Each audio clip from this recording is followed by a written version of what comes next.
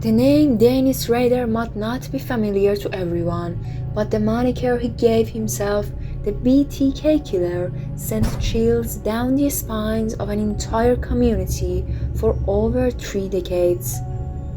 BTK stood for bind, torture and kill, a brutal modus operandi that perfectly captured the cold, methodical nature of his crimes. Between 1974 and 1991, Rader terrorized Kansas, leaving behind a trail of fear, torment, and unanswered questions. And for 30 years, he lived among the people he preyed upon, hiding in plain sight as a husband, a father, and a church leader.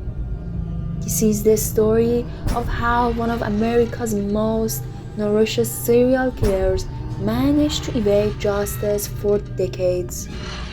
Dennis Rader was born in 1945 in Wichita, Kansas, the oldest of 4 boys in a seemingly ordinary family. Outwardly, he lived a normal life, serving in the Air Force and later settling down with a wife and 2 children. But beneath his facade, Rader harbored dark fantasies, obsessions that would eventually transform him into one of history's most chilling killers. It all began on January 15, 1974, when Rader entered the Otero family home.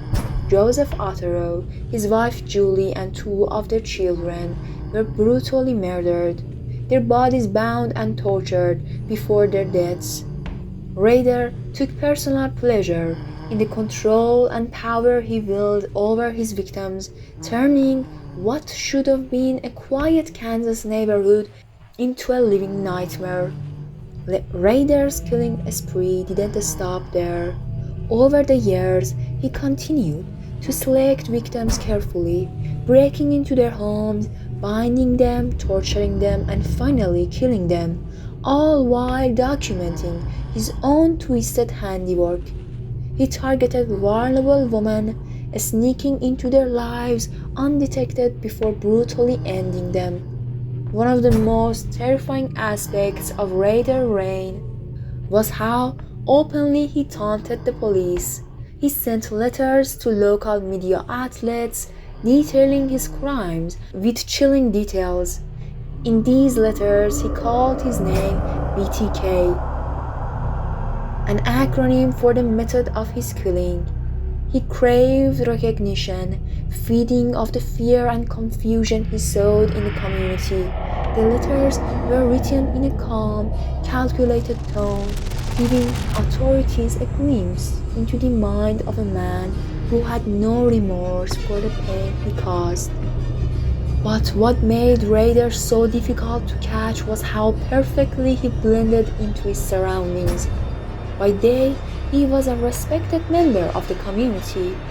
He worked as a compliance officer, enforcing rules and regulations with the same meticulousness he used in his killings. He was a loving father and a leader at his local church, even rising to the position of president of the congregation.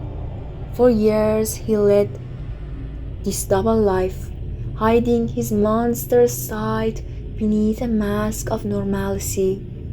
But that mask began to slip in 2004, when Rader sent another letter to the police after years of silence. He wanted attention again, believing he was untouchable. This need for recognition would ultimately be his undoing. In 2005, a break finally came in the case. Rader, in his arrogance, sent a floppy disk to the police, believing it was untraceable, but authorities were able to pull digital metadata from the disk, which led them straight to the Christ Lutheran Church, where Dennis Rader was president.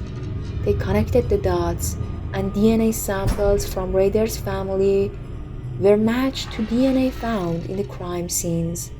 On February 25, 2005, Dennis Rader was arrested. The community, and indeed the entire nation, was in shock. How could a man like Rader, who was seen as a pillar of society, be responsible for such heinous acts. In court, Rader coldly described his murders in detail, showing no remorse. He admitted to killing 10 people between 1974 and 1991, each murder a calculated act of control and dominance.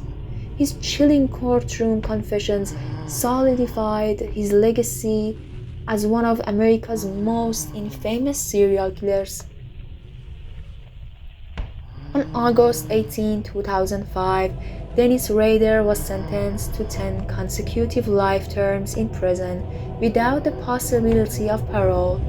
For the families of the victims, there was finally some closure, though the scars of Rader's terror will never fully heal.